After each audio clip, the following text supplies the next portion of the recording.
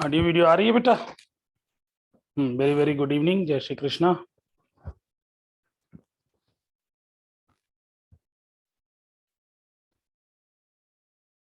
हाँ हाँ हाँ हाँ। अबे मेरे पास जैकेट पहले से है। कह रहे सर सर फाइनली जैकेट मिल गया। हैं? हाँ। मैं बिना जैकेट के भी अच्छा लगता हूँ बेटा। गौरी, इसे किसने बताया तुझे? अबे इतनी मुझे तो अभी भी गर्मी हो रही है। हैं? हम्म। अच्छा, हुडी ट्राई करूँ? अब हुडी नहीं देते हैं। हुडी बच्चों के लिए है। चलिए। हाँ। तुम लोगों को नहीं मिल रहा होगा। हाँ। हाँ, अभी पढ़ते पढ़ते पढ़ाते पढ़ाते गर्मी हुई तो जैकेट बाहर, क्योंकि चैप्टर भी हम लोगों का चल रहा है, देखो ना। चैप्टर भी चल रहा है। अच्छा, आप सब अपने दुख में आ गए कि ऑनलाइन वालों को सर कुछ नहीं मिला। तो ऑनलाइन वालों को घर के सुकून में मम्मी के नाश्ते के साथ पढ़ने को मिल रहा है। ये नहीं है। बैग भी नहीं मिला है। यहाँ लोगों से पूछो, हाँ, चाय के साथ। उधर गौरी दीदी से पूछो, है, गौरी दीदी का अलग मतलब आइस के साथ। तो ये क्लास का अलग आनंद है, कोई नहीं देख रहा है।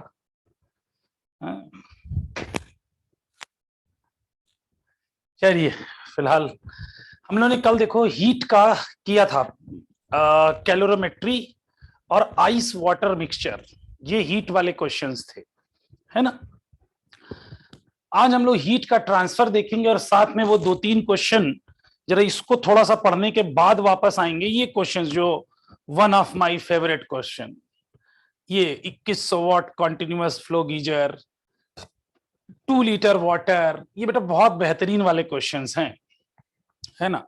तो ये वाले भी किए जाएंगे। हाँ, ठीक है। हाँ, लेकिन थोड़ा कंडक्शन में हम देख लेते हैं। देखिए, हीट ट्रांसफर के 3 मोड हैं। Mode of heat transfer, mode of heat transfer.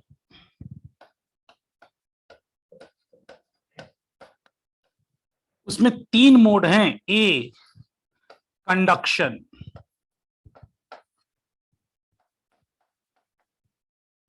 B, convection. और सी, रेडिएशन।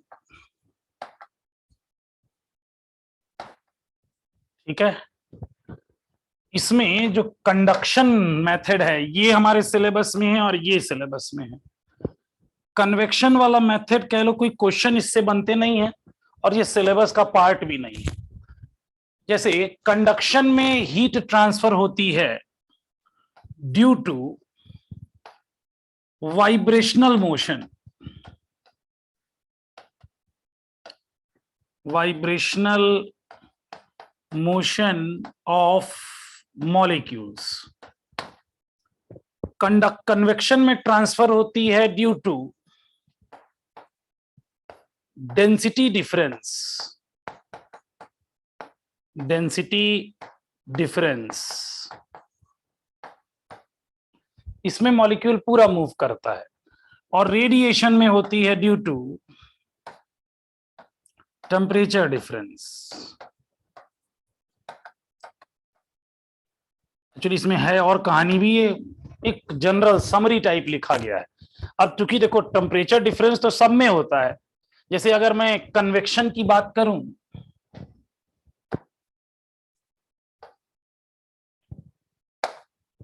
कन्वेक्शन की बात करूं तो ये है हमारे पास एक कंटेनर।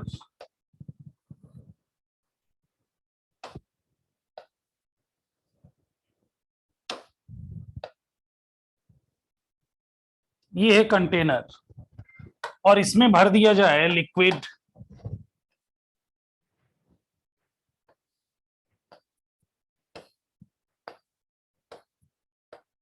इसमें भर दिया जाए लिक्विड। अब इसको दिया जाए हीट, नीचे से इसको दी जा रही है हीट एनर्जी,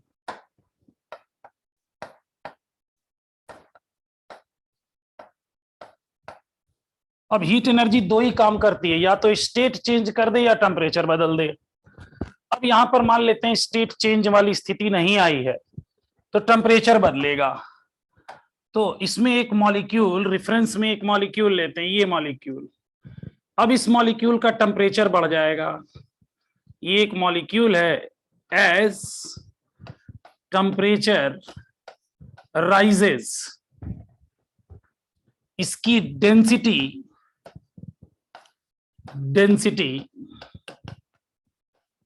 डिक्रीजेस। कैसे डेंसिटी डिक्रीज होती है, कोई बता सकता है? डेंसिटी डिक्रीज कैसे होती है? इवापोरेशन की वजह से, अच्छा, और एक्सपेंशन की वजह से, शाबाश, और वॉल्यूम इंक्रीज हो रहा है, शाबाश। वॉल्यूम इंक्रीज होता है, वॉल्यूम टेम्परेचर के साथ ऐसे डिपेंड करता है, V equal to V naught और 1 प्लस गामा डेल्टा थीटा, ये फॉर्मूला है। तो अगर हम इसी में वॉल्यूम को डेंसिटी के टर्म में लिखना चाहें तो क्या लिख सकते हैं? डेंसिटी इक्वल टू होता है मास पर यूनिट वॉल्यूम, मास पर यूनिट वॉल्यूम। तो वॉल्यूम को क्या लिख सकते हैं हम डेंसिटी के टर्म में? वॉल्यूम इक्वल टू मास पर डेंसिटी, तो m by rho equal to m naught 1 प्लस m naught by rho 1 plus gamma delta theta. ठीक है, ये ऐसा है। अब यानी केवल हम रो के लिए देखें, ये रो नॉट है, तो मास तो हमारा सेम ही है, मास बदला नहीं है, मास सेम है, तो कट जाएगा। यानी अगर यहां से हम देखें तो हम लिख सकते हैं rho equal to rho not upon 1 plus gamma delta theta, या rho equal to rho not 1 plus gamma delta theta power -1। पापा को याद करने न्यूटन्स का फॉर्मूला लगाने, बाइनोमियल वाला, 1 माइनस गामा डेल्टा थीटा। ये हमारा डेंसिटी का वेरिएशन है, यानी as temperature increases density decreases. और जब डेंसिटी कम होगी जिसकी, वो कहां चला जाएगा? जिसकी डेंसिटी कम होगी वो ऊपर की ओर चला जाएगा, यानी ये मॉलिक्यूल आ गया ऊपर, और जिसकी डेंसिटी ज्यादा होगी वो मॉलिक्यूल नीचे की ओर आ जाएगा, ये मॉलिक्यूल नीचे। और इस तरीके से करंट बनाएंगे, जिस करंट को हम बोलते हैं कन्वेक्शन करंट, और इस हिसाब से हीट का ट्रांसफर हो जाएगा। ठीक है, तो ये वाले में अगर केवल हम देखें तो केवल डेंसिटी वाला फॉर्मूला ही अपन को देखने की आवश्यकता है। दूसरा रेडिएशन हम डिटेल में पढ़ेंगे, अभी हम पढ़ने जा रहे हैं कंडक्शन। ठीक है, अगला है हीट का मोड कंडक्शन।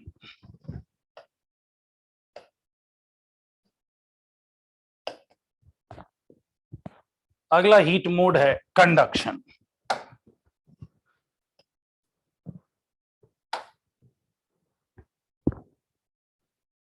अच्छा,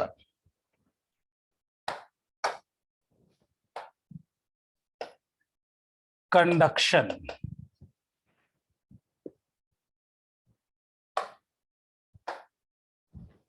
ये मोड ऑफ हीट ट्रांसफर में कंडक्शन। अब अगर बात की जाए तो हम इस तरीके से एक कंडक्टर ले लेते हैं जिसके इस एंड का टेम्परेचर θ1 और इस एंड का टेम्परेचर θ2 है, और θ1 इज ग्रेटर देन θ2। तो होगा क्या? हीट एनर्जी यहां से ट्रांसफर होगी, हीट एनर्जी हाई टेम्परेचर से लो टेम्परेचर की ओर हीट एनर्जी ट्रांसफर होगी। अब देखिए जो हीट एनर्जी है वो जो ट्रांसफर हो रही है, इसका अगर रेट देखें, रेट ऑफ हीट फ्लो, जिसे हम बोलेंगे हीट एनर्जी को dq ले लेते हैं, तो dq बाई dt, जिसको यहां सिंबल h से डिनोट किया जाएगा, और इसे बेटा हम बोलते हैं थर्मल करंट। इसी को बोला जाता है थर्मल करंट। अभी करंट इलेक्ट्रिसिटी की बहुत याद आएगी, है ना यस जैन, करंट इलेक्ट्रिसिटी की बहुत ज्यादा याद आएगी यहां।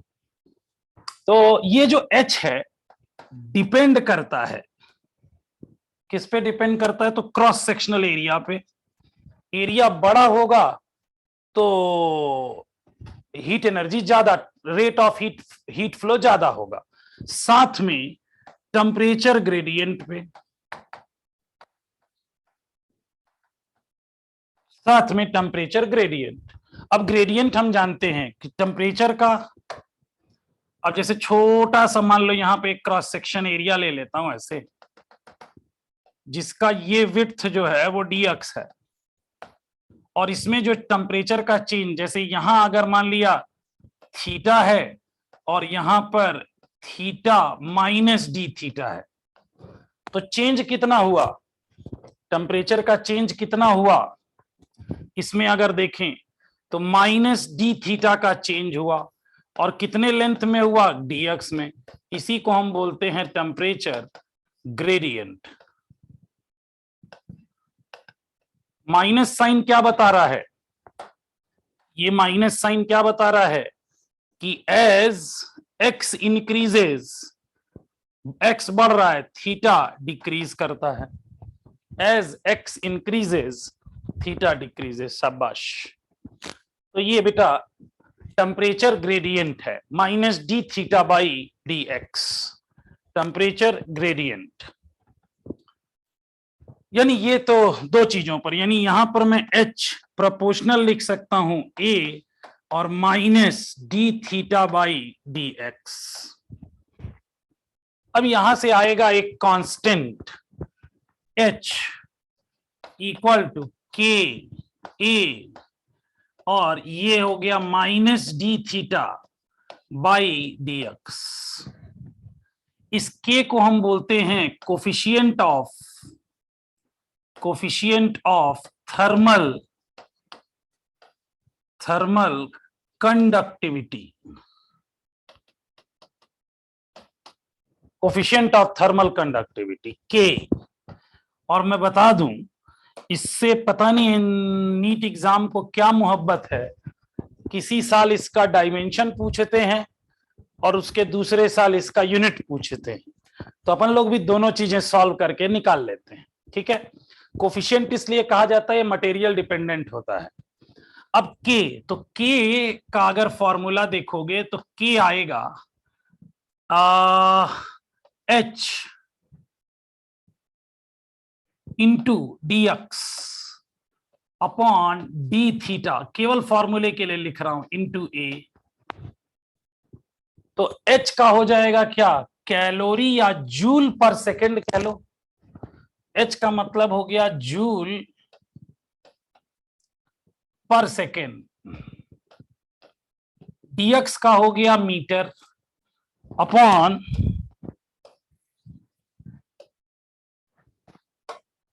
dx का हो गया मीटर, एरिया का हो गया मीटर स्क्वायर, और डी थीटा इसका केल्विन लिख देते हैं, केल्विन या डिग्री सेल्सियस, केल्विन ले लेते हैं। जूल पर, ये मीटर से एक मीटर कट जाएगा, इसका हो जाएगा joule per second is known as watt per metre kelvin. ये बेटा केल्विन वाला है, तो इसकी यूनिट हो गई वाट पर मीटर केल्विन, ये के की यूनिट है। तो के का डायमेंशन, अब यूनिट मैंने बताई, डायमेंशन आप बता दीजिए, के का क्या आएगा डायमेंशन।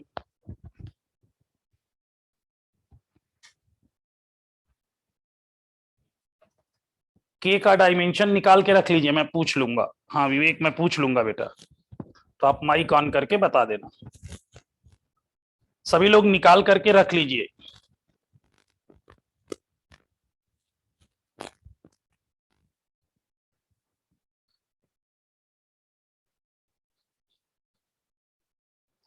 चलिए मुबारका, मुबारका बताइए।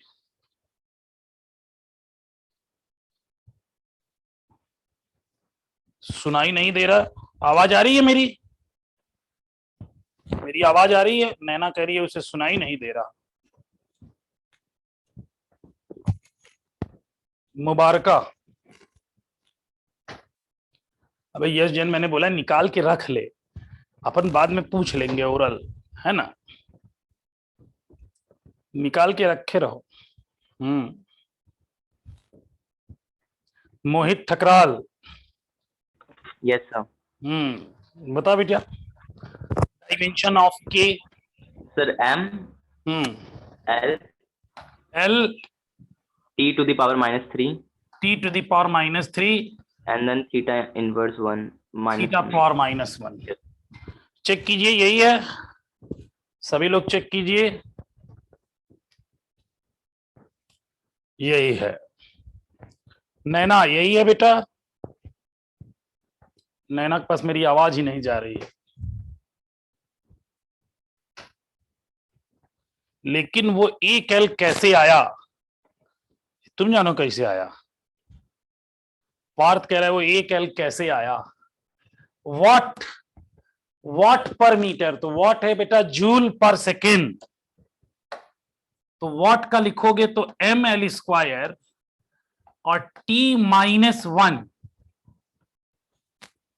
जूल का ml² T-2 होता पर सेकेंड, T-3 ना,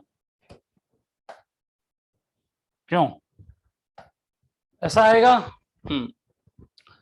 उसके बाद मीटर, तो मीटर का हो गया L, और केल्विन का के या थीटा लिखते हैं तो हमने थीटा, एक एल से एक एल कट गया, ML T-3 थीटा -1।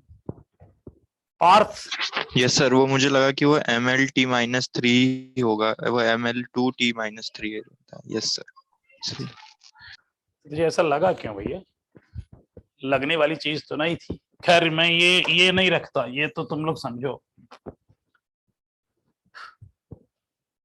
हाँ, तो ये कोफिशिएंट ऑफ थर्मल कंडक्टिविटी जो है, इसका या तो यूनिट या डायमेंशन पूछता है, तो इसे सभी लोग कॉपी में लिख लेंगे, रख लेंगे, ये ध्यान रखें। अच्छा, अब जो हम कंडक्टर की बात कर रहे हैं, ये पूरा कंडक्टर ले लेते हैं जिसका लेंथ L है, ये θ1 है, ये θ2 है, और इसका एरिया A है। अब इसका अगर हम निकालें रेट ऑफ हीट फ्लो, यानी यहां से अगर हम बात करें H की, तो H जो कि बेसिकली dQ/dt ही है, वो आएगा क्या, KA। अब -d थीटा होता है θ2 - θ1, तो यहां हम लोग इसको कर लेते हैं θ1 - θ2 अपॉन x की जगह L। ये for this conductor, for this given conductor ऐसा होगा, H dQ/dt equal to KA θ1 - θ2 divided by L। यहां से अगर इसी फॉर्मूले को अगर ऐसा देखो ना, ये ऐसा है H equal to θ1 - θ2 upon L/KA, ऐसा रखते हैं, है ना? ये ऐसा रखते हैं अपन।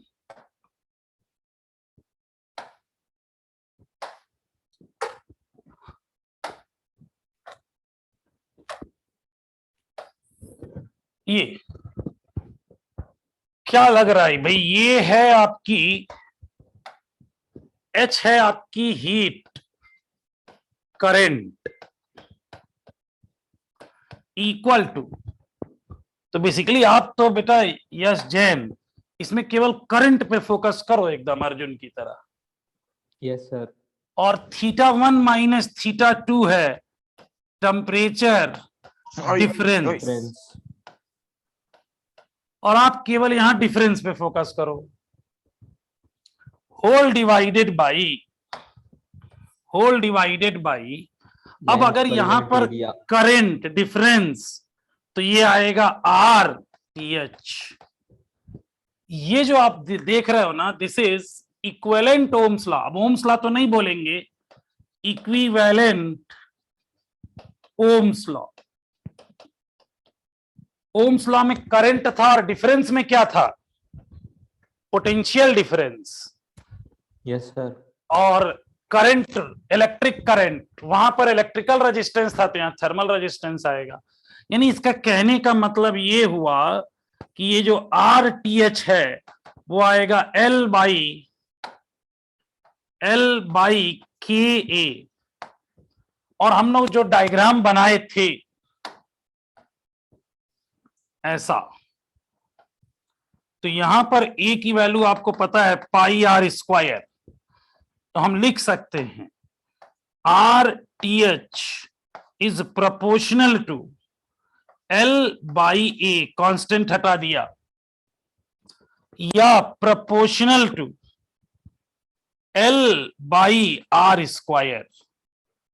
ठीक है, तो इनमें से दो चीजें निकल के आती हैं यहां से कि यहां का भी जो थर्मल रेजिस्टेंस है proportional to L, like electrical resistance, और जो थर्मल रेजिस्टेंस है proportional to 1/r square, like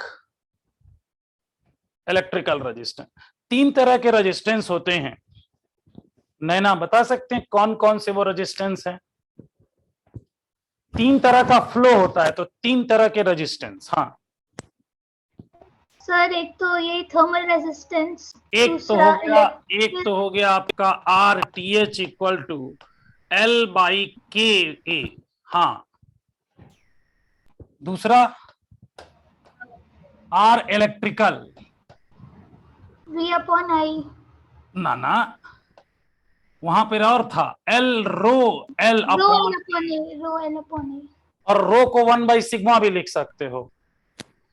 चलिए एक और था आर एक और कहां पे है वो? सर तीसरा नहीं पता। तीसरा नहीं पता सर। चलिए गौरी दीदी आप बताइए। वो इम्पीडेंस वाला। कौन सा? इम्पीडेंस वाला। कहाँ कैसा बताइए, प्लीज एक्सप्लेन। वो एलसीआर सर्किट में था। अच्छा, एलसीआर सर्किट में रेजिस्टेंस था, कौन सा? वो मैग्नेटिक रेजिस्टेंस है। आज कौन सा दिन है बेटा? तो आज फ्राइडे है। आज फ्राइडे है। अच्छा, तो ये जुम्मे के दिन ऐसा कैसे? अबे वो कैसा इन, हाँ अनुष्का विश्वकर्मा बेटा आप बताओ। निशरीन आप बताओ बेटा।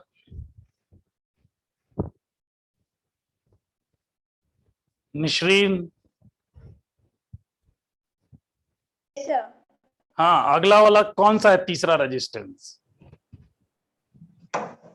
सर वही जो गौरी ने बोला शायद। गौरी ने क्या बोला वही रिपीट करिए। इम्पेडेंस वाला बोल रही थी वो। अच्छा, ऐसा तो नहीं था भाई। अच्छा, तीन तरह के फ्लो कौन कौन से हैं?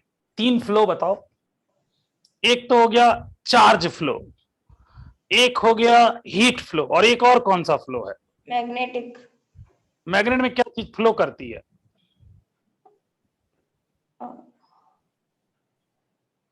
कुछ भी बोल देते हैं सब। अच्छा, कई लोग लग रहा होगा यार जिनको पता है सर हमसे तो पूछ ही नहीं रहे हैं। मोहम्मद उरोज कह रहा है मैं सबसे सही आंसर बता रहा, मुझसे पूछ नहीं रहे हैं। इन लोग पूछ रहे हैं, ये सब उल्टा सीधा बोल रहे हैं, अपन को टेंशन हो रहा है। Sir magnetic charge flow in magnetic. अरे मैग्नेटिक चार्ज दीदी कुछ नहीं होता, अर्थ।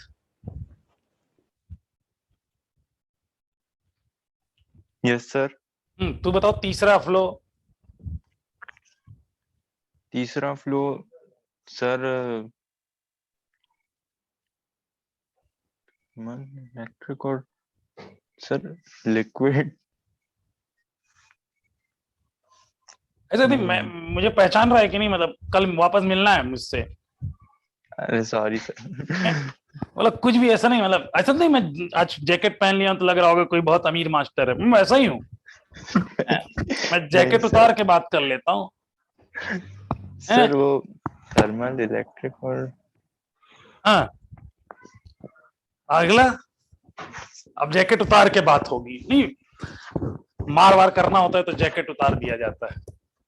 चलो वापस मैं आ गया। ये कह रहे हैं न्यूरल फ्लो, तुम लोग पागल हो जाओ, है ना। अबे लिक्विड पानी फ्लो, फ्लूइड मैकेनिक्स। सर मैं फ्लूइड बोल रहा था, लिक्विड। कहाँ लिक्विड बोला है तू? अच्छा मैंने लिक्विड बोला सर, लिक्विड बोला मैंने अभी जस्ट। ये तुम लिक्विड पी रहा था कि लिक्विड बोल रहा था? सर बोल रहा था, सच में बोल रहा था मैंने, मतलब अच्छा कोई सुना है? सर कोई मैंने सुना?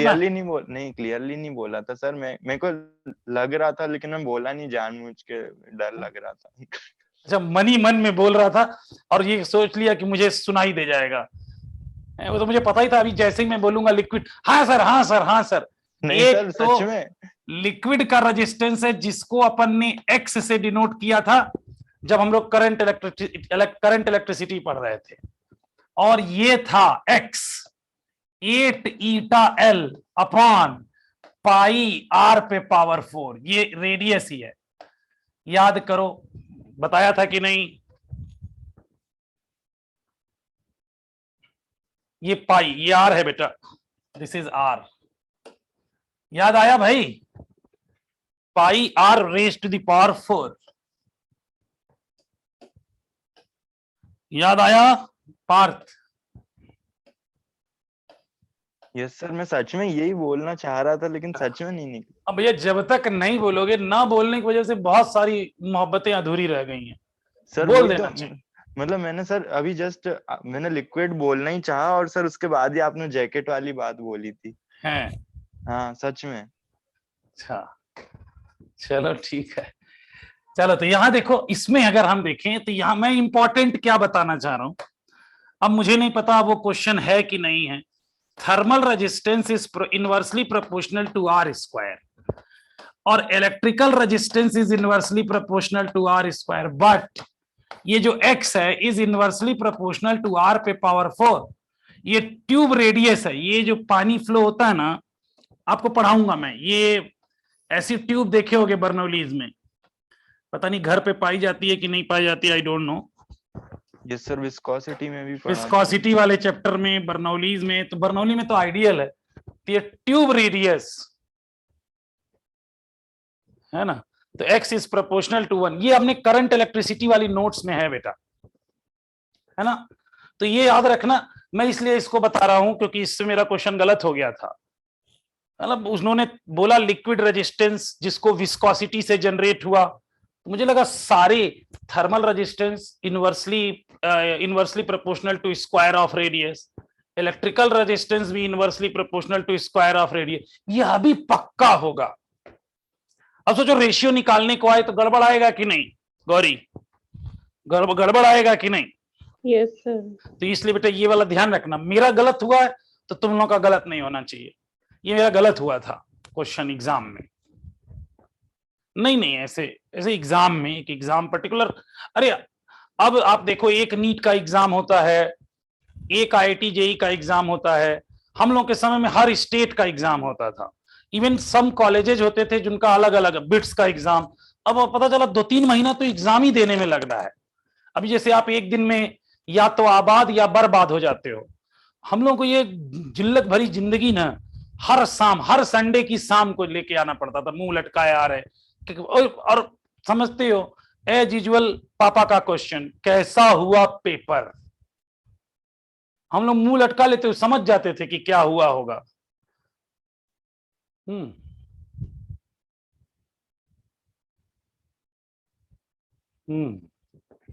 तो ऐसा था। अब समझ जा, बाद में हम लोगों ने, मतलब जैसे मैंने वो महाभारत देखी तो मैंने लॉर्ड कृष्ण वाला, मतलब युधिष्ठिर वाले रोल में अप्लाई हुआ मैं, कि मैं रोज जैसे होते थे पापा पूछते थे कैसा गया पेपर, मैं बोलता था अच्छा गया और धीरे से बोलता था, रिजल्ट लेकिन खराब।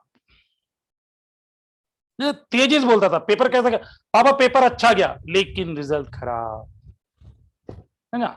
तो मैं झूठ भी नहीं बोलता था और होता भी यही था। ठीक है, तो x इनवर्सली प्रोपोर्शनल टू, ये बेटा याद रखेंगे, ये गड़बड़ ना होने पाए। तो ये लिक्विड रेजिस्टेंस है। अब यहां पर हमने देखा कि भाई यहां पर भी ये हमारी हीट करंट है, H equal to KA θ1 minus θ2 by L। इसमें भी हमारा कॉम्बिनेशन लगेगा, इसमें भी हमारा किरचॉफ लॉ लगेगा, सारे कुछ यहां लगेंगे। तो अभी तो हम लोग पहले आते हैं कॉम्बिनेशन पे, सबसे पहले आते हैं हम कॉम्बिनेशन पे। तो कॉम्बिनेशन तो मुझे पता ही होगा, आप लोग जानते होंगे कितने टाइप के कॉम्बिनेशन होते हैं भाई, 2 टाइप के होते हैं। कौन कौन से कहा जाए, तो एक तो सर सीरीज होता है। सीरीज में क्या चीज कांस्टेंट रहता है, तो ऐसे वहां बोलना था क्या, करेंट, तो यहां जोड़ देना है हीट करेंट कांस्टेंट, यानी H कांस्टेंट होगा। यहां पे हीट करेंट H कांस्टेंट होगा, तो हम लिख भी देते हैं हीट करेंट H कांस्टेंट। दूसरा कॉम्बिनेशन होता है parallel, parallel combination. Parallel combination में क्या कांस्टेंट होता था, वहां डिफरेंस, वहां कांस्टेंट होता था डिफरेंस। पोटेंशियल धीरे से पोटेंशियल हटाओ, यहां क्या लगाओ, टेम्परेचर, तो यहां पर टेम्परेचर डिफरेंस कांस्टेंट, याद रह जाएगा। हाँ, डेल्टा थीटा बेटा, थीटा नहीं, डेल्टा थीटा कांस्टेंट। यहां हम लोग डिफरेंस को डेल्टा लगा के, वहां पे केवल v लिखते थे और v को बोलते थे कि दिस इज पोटेंशियल डिफरेंस। तो यहां हम लोग ऐसा नहीं, यहां डेल्टा थीटा ही लिखते हैं, ऐसा होगा। अब देखिए इसमें 2-3 चीजें पूछते हैं। एक तो कॉम्बिनेशन में ऐसा पूछा जाता है, जो क्वेश्चंस पूछे जाते, इसमें जो क्वेश्चंस पूछे जाते हैं,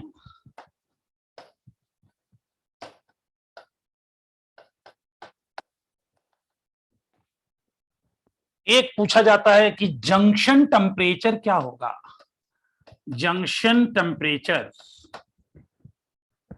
अब जंक्शन टेम्परेचर तो सीरीज में ही बनेगा, पैरेलल में तो ऐसा होगा नहीं। तो एक तो जंक्शन टेम्परेचर किसमें, इन सीरीज। दूसरा पूछते हैं हम के इक्विवेलेंट, के इक्विवेलेंट, ये दोनों में, in series and in parallel, ये 2 चीजें पूछी जाती हैं। जैसे एक तो हम लेके चलें, जैसे ऐसा है ये, और सेम क्रॉस सेक्शन एरिया का दूसरा मटेरियल है, इसकी लेंथ L1 और इसकी length L2, cross sectional area A equal ले रहे हैं, और इनका इस इंड का टेम्परेचर θ1 और इस इंड का टेम्परेचर θ2, तो ये बना जंक्शन। तो इसका टेम्परेचर आएगा θj, ये आएगा θj। इसकी थर्मल कंडक्टिविटी K1 है और इसकी K2 है। तो हमें क्या करें, कौन सा कॉम्बिनेशन दिख रहा है, तो सीरीज कॉम्बिनेशन दिख रहा है, तो इसमें हीट करंट कांस्टेंट होगी। तो पहले वाले के लिए लिखता हूं H1 और दूसरे वाले के लिए H2। H1 हो जाएगा K1A θ1 minus θj divided by L1। दूसरे वाले के लिए लिखा जाए तो K2A θj minus θ2 divided by L2। यहां से A तो कट गया, आपको निकाल लेना है θj क्या होगा, निकल आएगा θj। θj निकाल के आप बता देंगे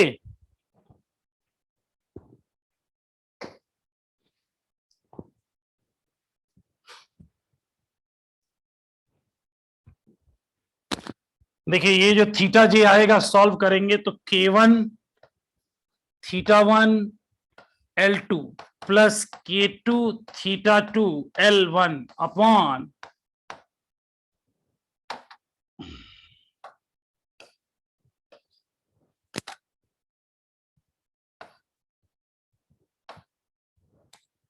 L1 plus L2। Yashraj sorry, इधर L1 प्लस L2 नहीं, इसके साथ भी तो K का प्रोडक्ट होगा ही ना, तो यहां पे K का प्रोडक्ट कर दो तो K1 L2 plus K2 L1। Check करना है एक बार, जरा चेक करिए, K1 L2 plus K2 L1।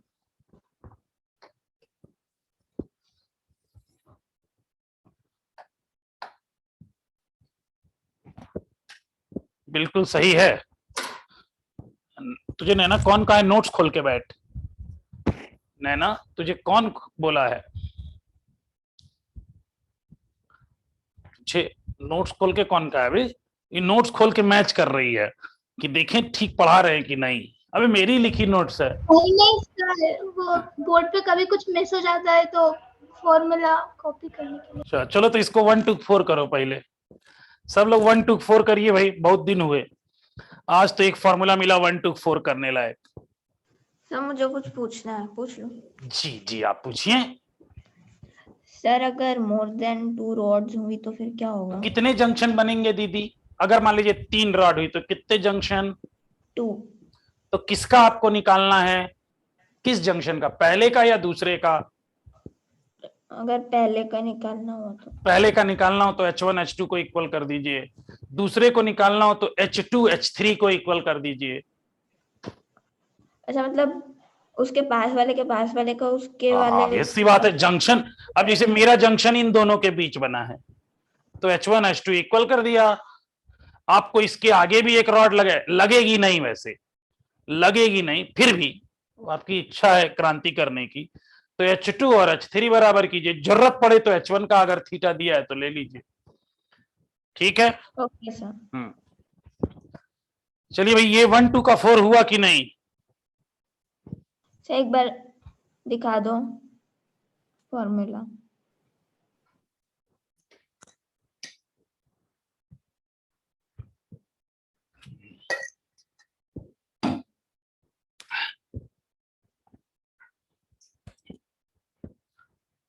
जल्दी लिखो, और जो लोग इसका 1 2 का 4 कर लिए हैं उन लोग ऐसा करें कि if L1 equal to L2 equal to L मान लीजिए तो थीटा जंक्शन क्या आएगा ये अभी लिख लीजिएगा। ऐसा कैसे हो सकता है यशराज? तुझे याद नहीं, पढ़ाया ही नहीं गया। सर वो इतनी जल्दी में हुआ आखिरी में सब की कुछ समझ ही नहीं आया आधा तो। अच्छा, अभी समझ में आ रहा है? हाँ सर अभी आ रहा है। अच्छा,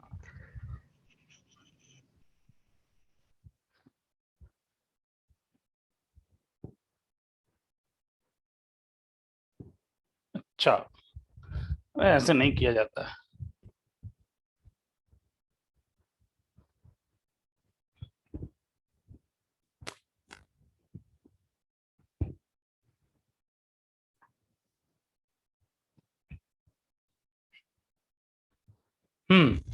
तो चलो, अब थीटा जंक्शन यहां पे अपन रख लेते हैं। यहां पे L1 और L2 को इक्वल रख दो तो क्या आया? चलो पार्थ आप बता दो बेटा, पार्थ की इच्छा है वो बताएंगे। Sir K1 θ1 plus K2 θ2 upon K1 plus K2। क्या आया? K1 θ1 हाँ plus plus K2 θ2 upon upon K1 plus K2। चलिए, तो ये हमारा जंक्शन कुछ ऐसा। अब इसके बाद क्या करना है अपन को?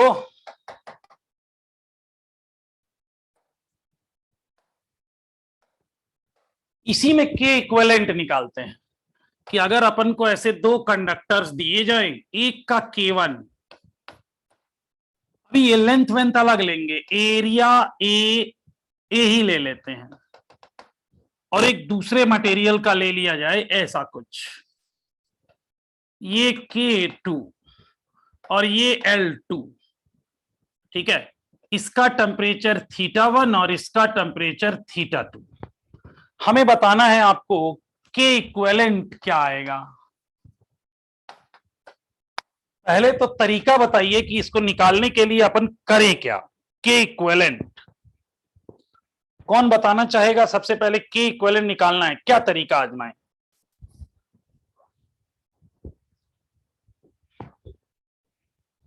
मोहित, चलिए मोहित बताइए, आप ही बताइए। यस सर, अपन पहले पूरे सिस्टम का अपन मान लेंगे कि उसका टोटल लेंथ L हो जाएगा, तो L equal L1 plus L2 हो जाएगा। ठीक। और एरिया क्रॉस सेक्शन तो सेम रहेगा, इसलिए A रहेगा।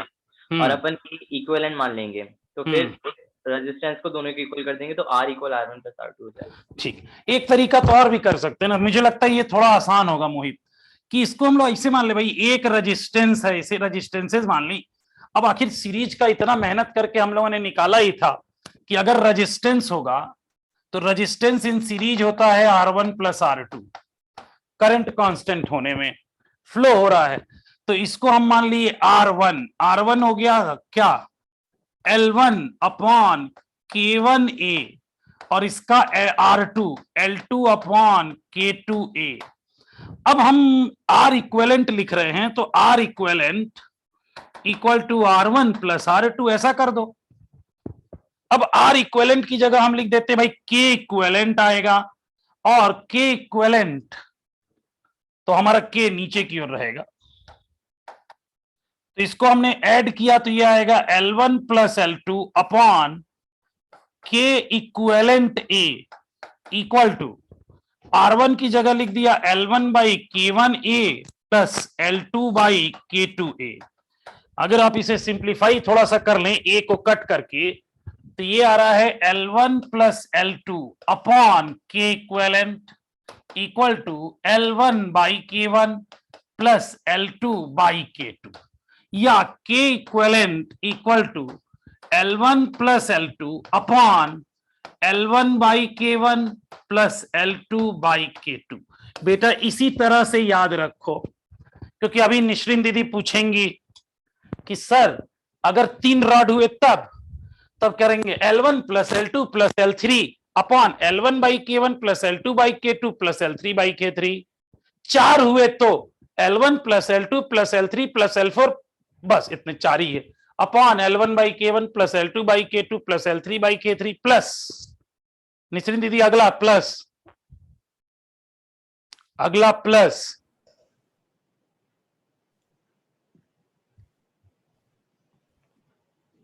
गौरी अगला plus, sir L4 by K4। L4 by K, मतलब इस तरीके से याद रखना इज ज्यादा गुड। क्यों गौरी?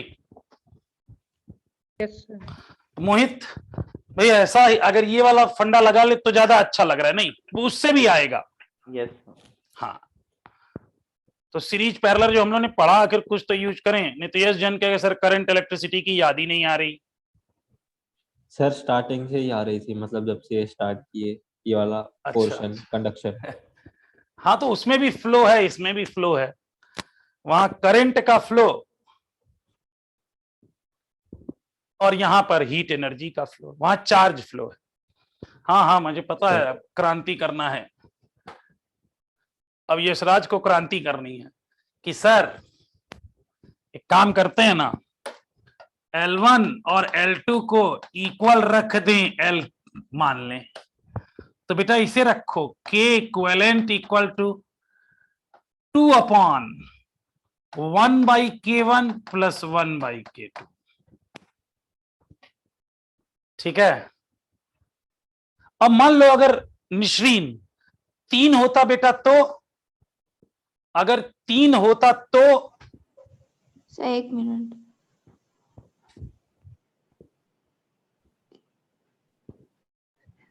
अब तू इतना टाइम लगाएगी, इतना टाइम है नहीं अपने पास। यस सर, मैं तो लगाऊंगी। क्या सर लगाऊंगी, टाइम तो लगेगा मुझे। क्यों लगेगा भैया, अब टाइम ही तो नहीं है अपने पास। Sir 3 K1 K2 K3 upon K1 K2 plus K2 K3 उतना जरूरत ही नहीं है। मैं इस तरीके से क्यों लिखवा रहा हूं, सीधा लिखो 3/1/K1 plus 1/K2 plus 1/K3।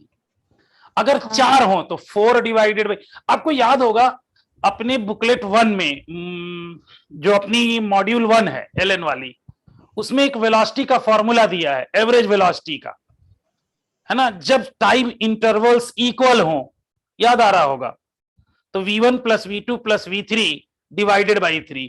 और अगर डिस्टेंसेस इक्वल हो तो हम लोग लिखते थे 3V1 V2 V3 upon V1 V2 plus V2 V3 plus V3 V1। ऐसे ना याद करके हम ऐसे याद करें कि अगर दो वेलोसिटी है तो 2 अपॉन डिस्टेंस इक्वल होने पे 2 अपॉन 1/V1 प्लस 1/V2, तीन की निकालनी है कि 3 वेलोसिटीज ऐसी हैं जिनका डिस्टेंस इक्वल है, तो 3 upon 1/V1 plus 1/V2 plus 1/V3। ऐसे करने पे ना ज्यादा आसान रहेगा। तो मुझे लगता है आप इस तरीके से फॉर्मूले को अगर याद करें तो ज्यादा अच्छा है। तो डेरिवेशन भी है, हाँ जितने आएंगे उतने इंक्रीज कर लो, लेकिन ऐसे याद रखो। ठीक, जल्दी से इसका भी 1 to 4 कीजिए, एक बार कॉपी पे एटलीस्ट लिख लीजिए, तो अपन इसको भी देख लें, इसको लिख लीजिए एक बार।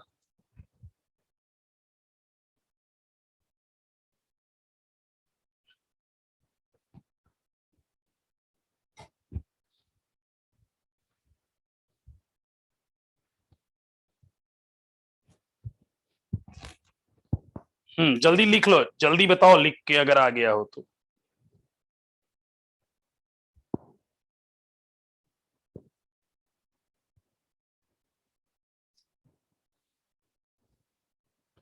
डन।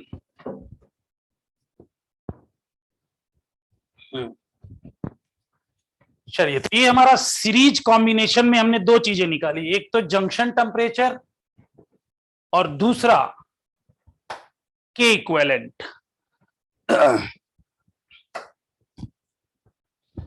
अब यहां देखिए,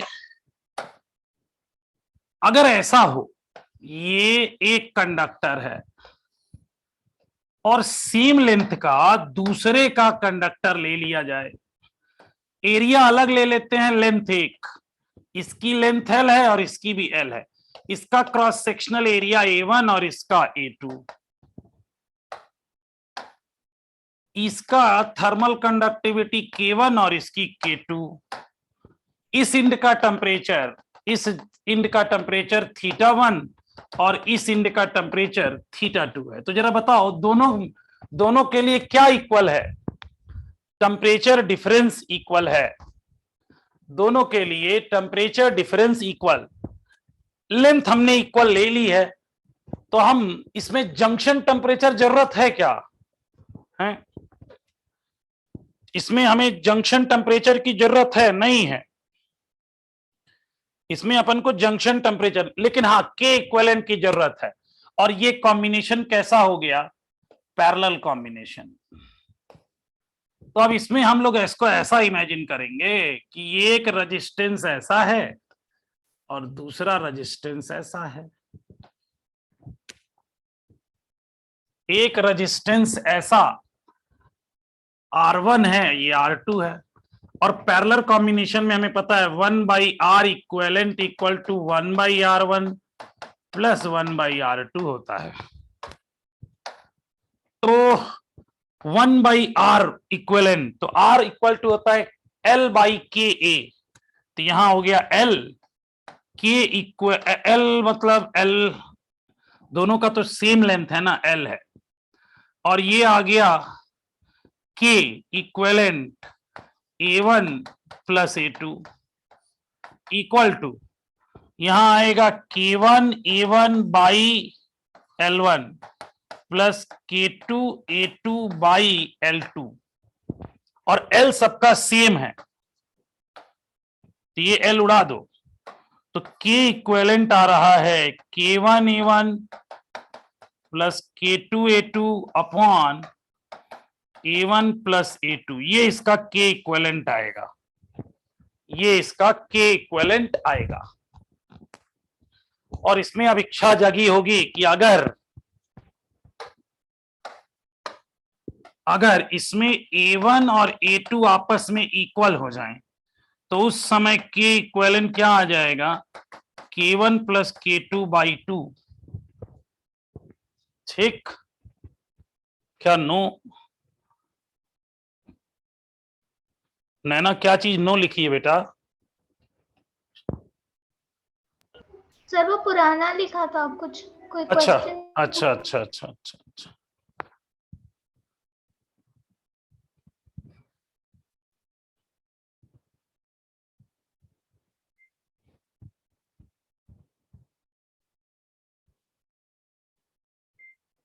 तो यहाँ पे इस तरह हम लोग मान लो अगर 3 रहेंगे, 3 के इक्वल एरिया वाले, K1 प्लस K2, ठीक है। कोई समस्या इसमें? तो ये हम लोगों का ऐसा आता है। अच्छा, किसी को ऐसा तो नहीं ख्याल आ रहा है कि सर अगर ऐसा होता तो क्या होता? आपने तो पहले वाले केस में एरिया बराबर ले लिया था, लेकिन जरूरी थोड़ी ना है। अगर ऐसा हो कि भाई दूसरे वाला जो जोड़ा जाए उसका एरिया बड़ा हो, तब ऐसे बनाओ यार, ज्यादा गोल हो गया ना।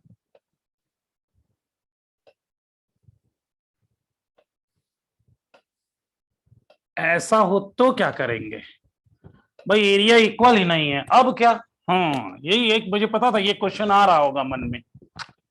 और इसमें सर आप लेंथ इक्वल लिए हो, मतलब इसको बेटा इसे थोड़ा डायग्राम अच्छा सा नहीं लग रहा, मैं ऐसे दिखा दे रहा हूं ना।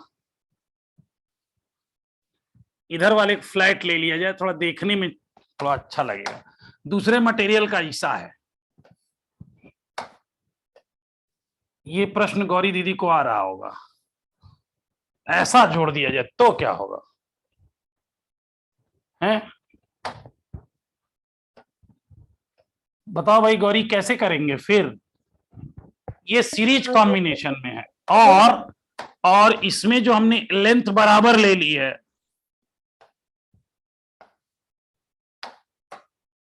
एरिया तो हम अलग अलग ले ही ले रहे थे।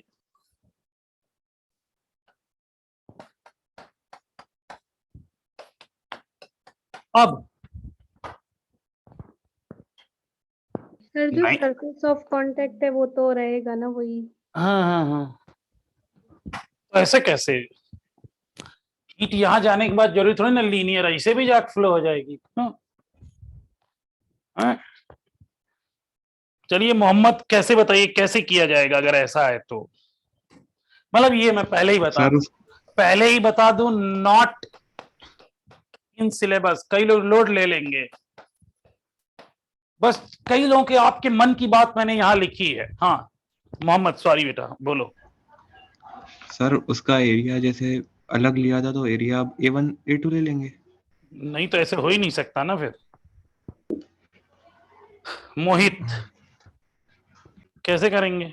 सर मुझे तो लगता है नहीं बता सकते अपन, सर्टेन नहीं हो सकते। नहीं बता सकते बेटा।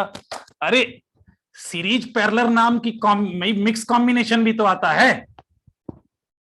अरे भाई ये तीनों, पहले ये 1, 2 और 3 किस कॉम्बिनेशन में? ये पैरेलल में। पैरेलल के बाद फिर भाई इसको ऐसे मानो ना, ये ऐसा हुआ, ये K2 है, भाई K2 का ही आया, ये ऐसा भी तो कर सकते हैं ना। हाँ, एरिया वगैरह देख करके उसका हम निकाल लेंगे कि भाई ऐसे हो सकता है कि नहीं। Mixed combination. अब देखो यहां से ये दोनों तो पैरेलल हैं, लेकिन हाँ पूछते नहीं है क्योंकि प्योर डायमेंशन देना थोड़ा टफ है, लेकिन हाँ कर सकते हैं। गौरी समझ में आया जो मन में आ रहा था वो क्या था? Yes sir. तो बेटा ये सिलेबस में नहीं है, लेकिन हाँ कई बार इसको तोड़ के या कई बार इंटीग्रेशन की मदद से हम कर सकते हैं। हाँ जेई में पहले आता था, अब जानते हो जेई का पेपर अगर आप ध्यान से देखो, जेई मेंस की मैं बात बताऊं, वो सेम होता है नीट जैसा ही, खाली बस उसमें कैलकुलेशन थोड़ा सा अच्छा होता है, क्वेश्चन का कंसेप्ट सेम होता है।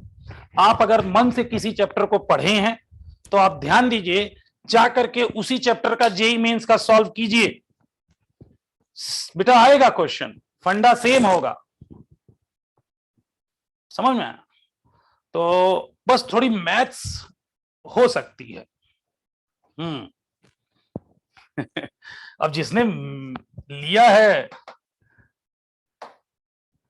मैथ्स, इसमें से कितने लोग ले लिए हैं मैथ्स?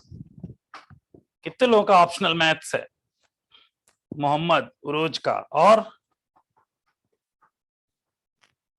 एक बच्चे का बस, निधि, निघा, वेरी गुड। नहीं, बिना मैथ्स के जेईई मेंस कैसे दोगे? जेईई मेंस होने के लिए तो मैथ्स चाहिए ना।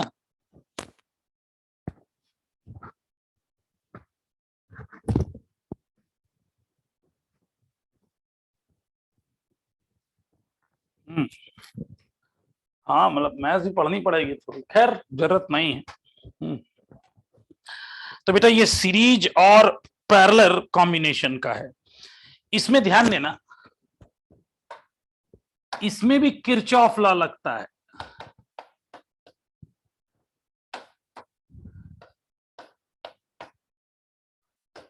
किरचॉफ्स लॉ जैसे कैसे, ये ऐसे कंडक्टर्स मान लो दिए हुए हैं,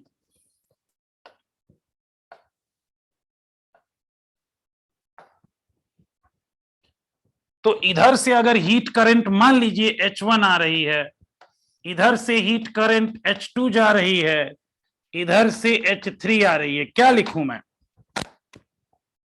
क्या लिख सकता हूं मैं? ये किरचॉफ का फर्स्ट लॉ है, जंक्शन लॉ। क्या लिख सकता हूं? H1 आ रही है प्लस H3 भी आ रही है और H2 जा रही है, इसे ही तो लिखा, summation of H at junction equal to 0। हाँ, कह सकते हो, सही बात है। अच्छा, जब लेकिन देखना इसमें एक ऐसा भी है,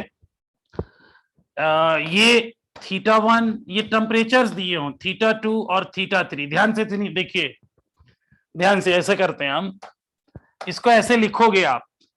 अब यहां लिखा गया K1 A1 theta minus θ1 divided by L1 plus K2 A2 theta minus θ2 divided by L2 plus K3 A3 और theta minus θ3 divided by L3 equal to 0, ये लिखोगे। हाँ, H1 plus H2 plus H3 equal to 0 लिखोगे। अब इसमें कुछ दिया होगा, जैसे सबका क्रॉस सेक्शनल एरिया एक ही है, तो A1 A2 A3 बराबर है, हटाओ, लेंथ इक्वल है, हटाओ, ऐसा करेंगे। नहीं बेटा विवेक, तूने समझा नहीं, ये तो हम ऐसे डायग्राम बना दिए, तो हमें पता था तो हम ऐसा लिख दिए। ध्यान से विवेक समझना मेरी बात, ये हमें नहीं पता, ये हमें नहीं। अब तुम्हें क्या पता कि कौन ज्यादा है कौन कम है? जैसे मान लो ये 0 डिग्री सेल्सियस है, ये वाली 0 डिग्री सेल्सियस है और ये वाली 70 डिग्री सेल्सियस है, तो भैया इधर से हीट थीटा जंक्शन से इधर जाएगी और इसमें जंक्शन की ओर आएगी, ऐसे मान रहा हूं मैं कि थीटा की वैल्यू 15 डिग्री है, इधर मान लीजिए 20 डिग्री है, तो 20 वाले से 15 की ओर आएगी, ऐसे आती। लेकिन जब थीटा ही नहीं पता है तब क्या करोगे? तब तो सीधा ऐसे थीटा, अब वो वैल्यू दे देगा थीटा की। ऐसे क्वेश्चंस आपके पैकेज में दिए हुए हैं, वो पैकेज जरा एक बार पैकेज देख लें सर। हम्म, सर जैसे करंट इलेक्ट्रिसिटी में वो law of conservation of charge पर बेस्ड था, वैसे यहाँ पर भी कोई बेसिस है क्या इसका? किसमें? नहीं समझ जैसे में सर करंट इलेक्ट्रिसिटी में वो कंजर्वेशन ऑफ चार्ज पे बेस्ड था। वहां फ्लो क्या हो रहा था? करंट। फ्लो करंट क्वांटिटी थी, rate of flow of charge is known as current. हाँ फ्लो क्या हो रहा था? चार्ज। तो क्या कांस्टेंट था? चार्ज। और यहां क्या फ्लो हो रहा है? Sir heat. Heat energy. तो यहां क्या कांस्टेंट रहेगा? Heat energy. बस खत्म। अब तो तुम्हारे पास खुद ही आंसर है, ओके मुझसे सर। क्यों पूछता है? सर आंसर निकलवाने की टेक्निक आपके पास है ना। अच्छा, जरा हम लोग एक बार बुकलेट इसमें देख लिया जाए, एक बार पैकेज। मैं वो क्वेश्चन दिखाना चाह रहा हूं और मैं अपना बताऊंगा कि मतलब तुम लोग पता लगेगा ये भी देख के कि सर कितने, मतलब बचपन से मैं कितना इंटेलेक्चुअल था और अपनी इंटेलेक्चुअल वाले कई प्रॉपर्टी पे कई बार धोखा भी खा गया हूं मैं। Just hold a second.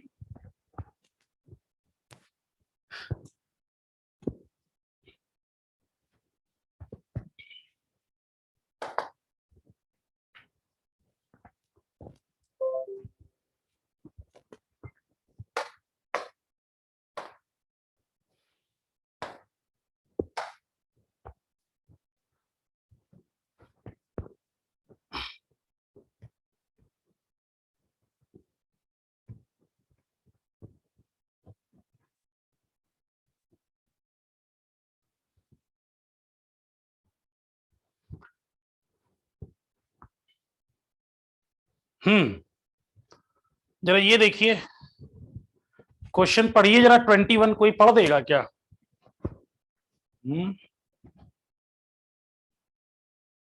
कौन पढ़ेगा?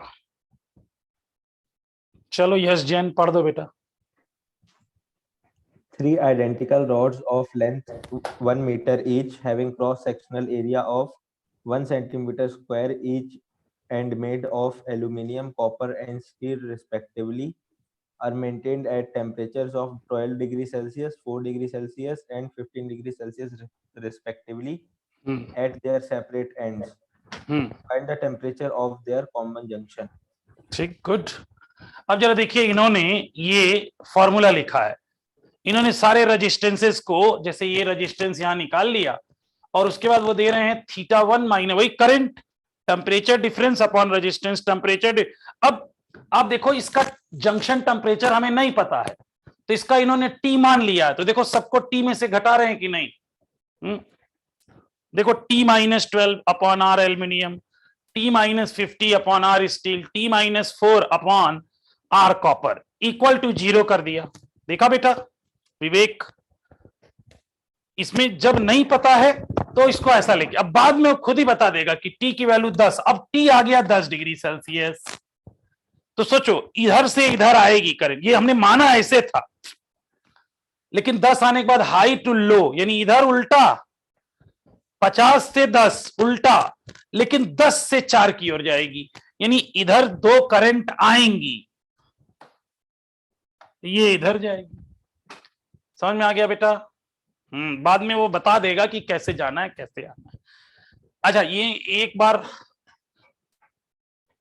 हाँ 1 मिनट बेटा, जस्ट होल्ड।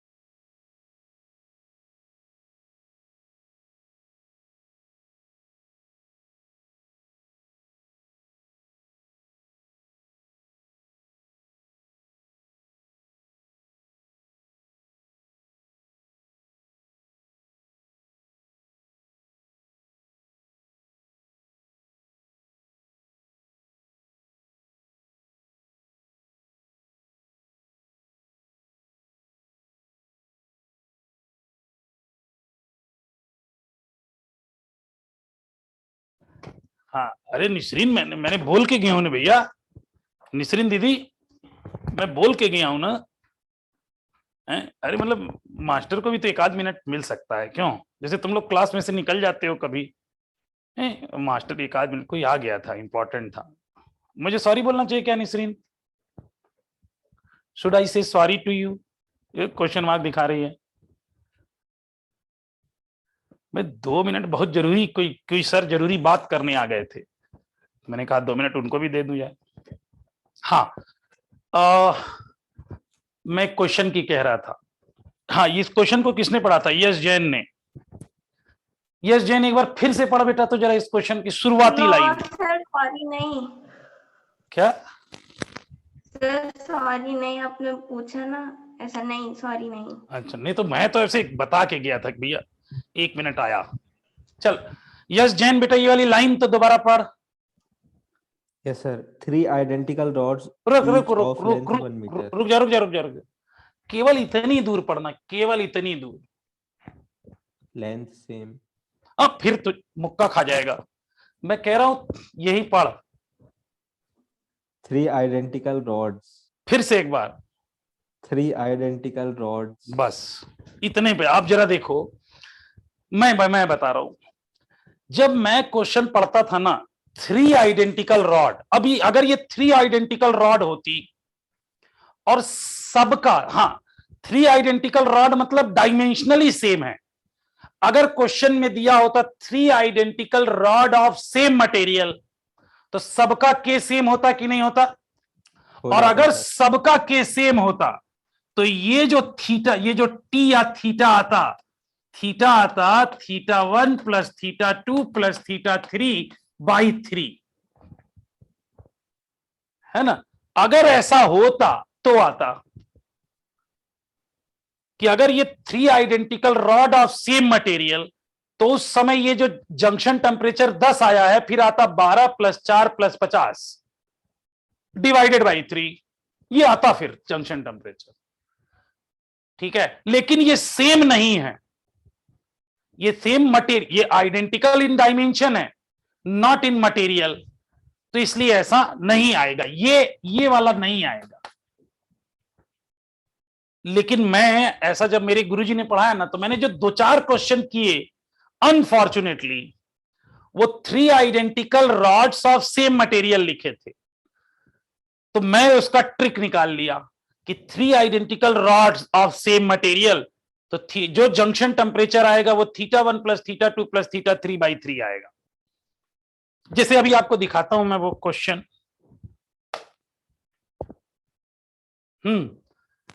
चलिए पढ़िए जरा एक बार इसको, विवेक जरा पढ़ना बेटा। तो ये सर आवाज आ रही है? हाँ। 3 rods made of the same material and having the same cross section have been joined as shown in figure. Each rod is of the same length. एक मिनट यहां तक रुके हम, तो यहां तक में क्या हुआ? 3 identical rod of same material हुआ।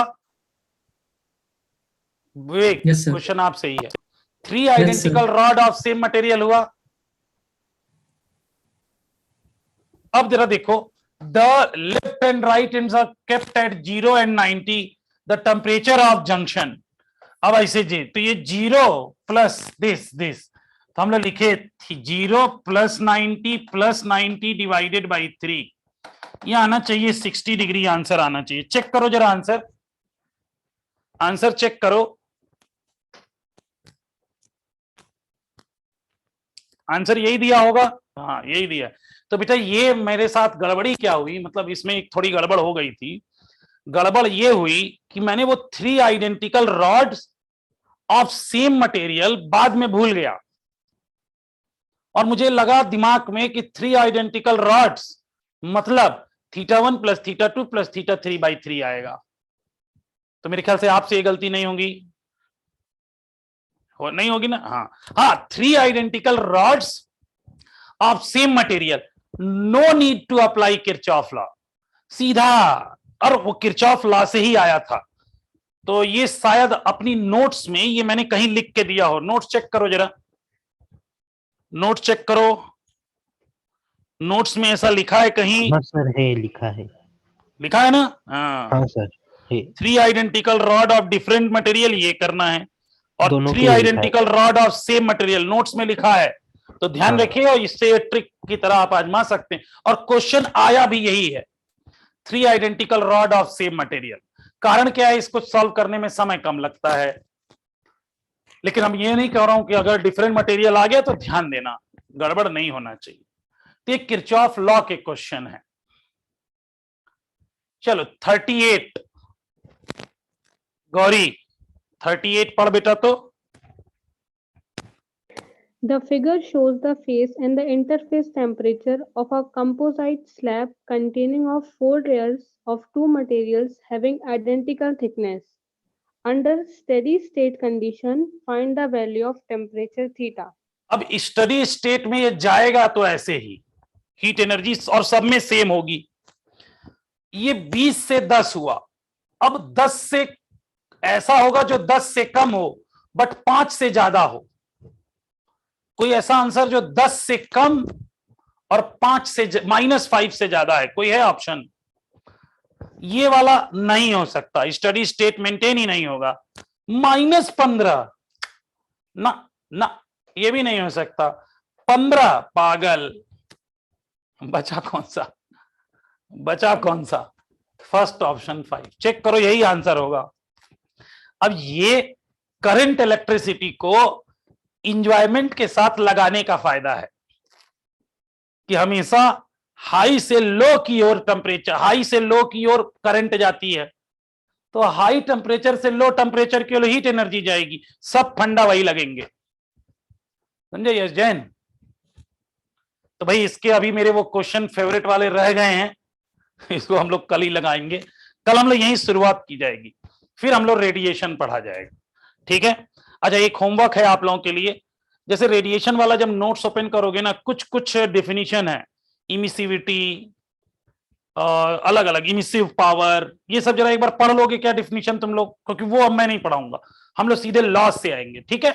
हाँ, एक बार बेटा डेफिनेशन सारी पढ़ लीजिएगा, सभी लॉस, सभी लोग एक बार डेफिनेशन पढ़ लीजिएगा, ठीक है? चलिए ओके, तो मुलाकात कल होगी। आज के लिए thank you so much, bye bye बेटा, शुभ रात्रि।